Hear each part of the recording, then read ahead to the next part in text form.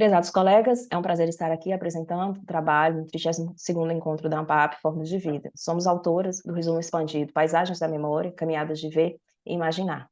Meu nome é Cristiane Souza Dias, sou graduada em Artes Plásticas e especialista em Filosofia pela Universidade Estadual de Montes Claros e atualmente sou docente no Conservatório Estadual de Música Lourenço Fernandes. Meu nome é Ana Luísa Marques, sou professora, artista pesquisadora do ensino básico da rede estadual, graduada em artes visuais pelo UFMG e atualmente mestranda pelo Promesse da Faculdade de Educação da UFMG na linha de Artes e Filosofias e Resistências. É um prazer também estar aqui com vocês. Um presente trabalho é uma reflexão acerca, de duas pesquisas em poéticas que versam sobre paisagem e memória, buscando compreender, sobretudo, o papel da experiência estética no seio da cidade, destacando alguns elementos que são, esquecidos e marginalizados na cidade. Os trabalhos apresentados foram produzidos por nós duas, abordando duas técnicas diferentes, a fotografia e a gravura, e abordam esses outros olhares sobre Cristiano Ottoni, e Montes Claros, que são duas cidades mineiras. Nós utilizamos como embasamento teórico os conceitos de paisagem, do Jean-Marc Besse, que é um filósofo que estuda basicamente paisagem, e o conceito de memória do filósofo alemão Walter Benjamin. Então, o conceito de paisagem que nós utilizamos do Jean-Jacques Besse é principalmente, a partir do livro O Gosto do Mundo, em que o Besse ressalta principalmente que essa experiência da paisagem, antes de ser uma experiência que pode ser abordada cientificamente, ela é uma experiência que se dá sensivelmente a partir do contato direto com a paisagem. Então, na história da arte, a gente tem várias referências de artistas que utilizaram esses processos de imersão, ou através da caminhada, ou através da viagem. O Walter Benjamin, que foi um pesquisador alemão e estudou basicamente o processo de urbanização e de constituição da cidade moderna de Paris, percebeu que os processos, de planejamento urbano que se instituíam dentro dessa cidade, muitas vezes provocavam uma perca de contato das pessoas com os espaços de memória e um processo realmente de desumanização da cidade. O Benjamin ressalta, que ruas que tinham, por exemplo, os nomes ligados a histórias dos moradores, tiveram ali convertidos em espaços despersonalizados e muitas vezes estabelecidos apenas a partir da numeração, uma característica assim, muito próxima do que a gente vive na cidade contemporânea. Então, de acordo com o Benjamin, o parisiense na cidade transformada, encruzilhada cosmopolita, sente-se desenraizado. E o próprio Benjamin cita algumas experiências de contato com a cidade, que são estratégias utilizadas por artistas que estabelecem esse contato de experiência com esses espaços marginalizados. Então, a flânerie, ou vagar pela cidade sem rumo, era uma estratégia muito utilizada e que foi apontada como Benjamin como um aspecto positivo. Nós, enquanto artistas, professoras e pesquisadoras, buscamos utilizar a caminhada também como uma estratégia que pode ser utilizada aí para manter um contato com esses espaços e para vivenciar esse espaço, essa imersão no espaço da paisagem também, como foi mencionado pelo Besse.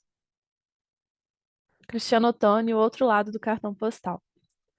Assim como Cristiane traz sobre Walter Benjamin, falando da desumanização da cidade de Paris a partir do seu processo de urbanização, fui percebendo esse processo também em minha cidade. E à medida que isso acontecia, as pessoas mais jovens não tinham mais conhecimento do passado, né, de tudo que havia acontecido na cidade.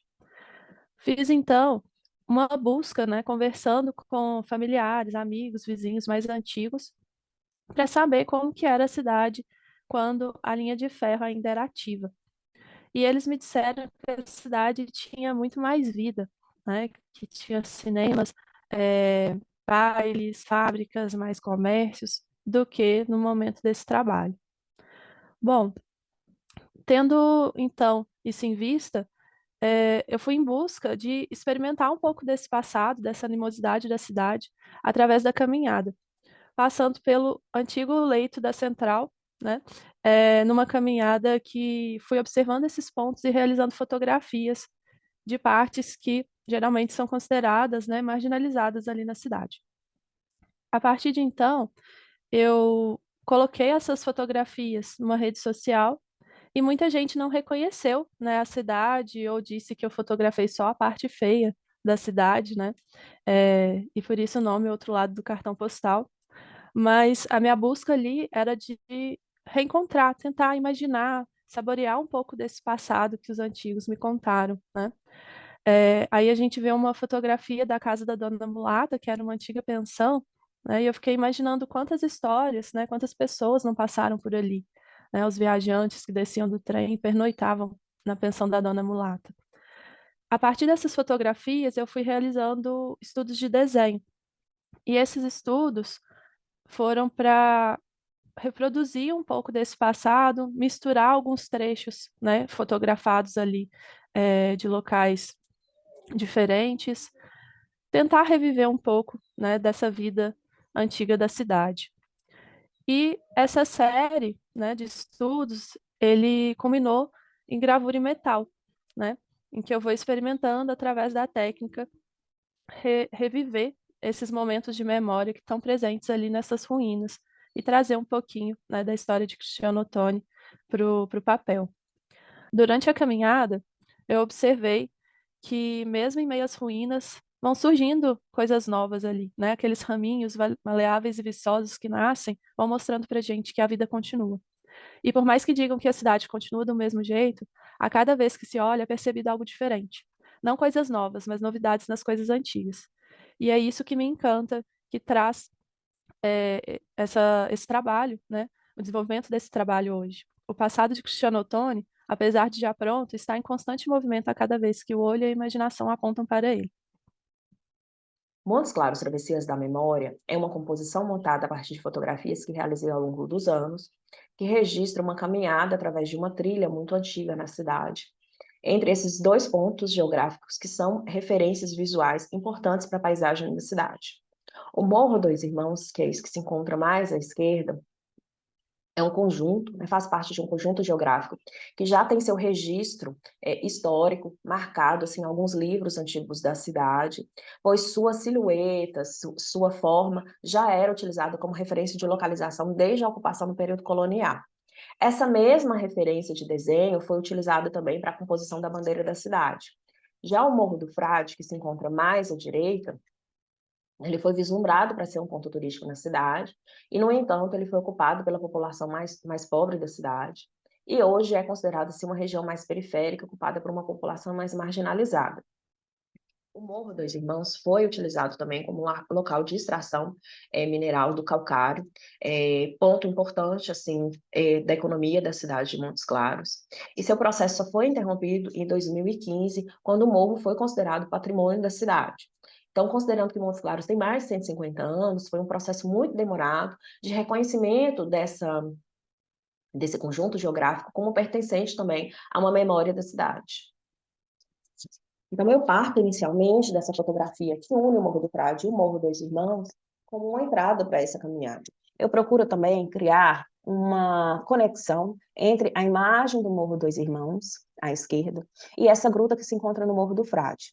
A conexão é feita por meio das linhas, tentando acentuar o contraste entre a rocha e a linha delicada da montanha, tentando lembrar que ambos, tanto a montanha quanto a gruta, são feitos de calcário. A imagem sequencial, ela diz respeito a um rosário também que se encontra no Morro do Frade e registra também essa passagem do tempo com relação a esse ponto turístico que, de certa forma, foi marginalizado. Eu encerro a composição fotográfica trazendo aí novamente o registro de uma montanha de calcário, né, remetendo aí novamente à primeira imagem do Morro dos Irmãos, e a exploração que é feita aqui do mineral na região. Lembrando, né, que todos esses elementos que se constituem como elementos da memória da cidade estão também à beira do esquecimento, né, ou à beira da morte, ou sendo assombrados aí pela figura do urubu. Como descreve Bess, a caminhada, que foi uma estratégia que nós utilizamos nesse processo de poéticas, de fato requalifica o espaço, no sentido próprio do termo, dando-lhe novas intensidades ao estado do mundo. Nós agradecemos aos ouvintes e à ANPAP pela oportunidade, né, de apresentação do nosso trabalho. Obrigada. Obrigada pela atenção.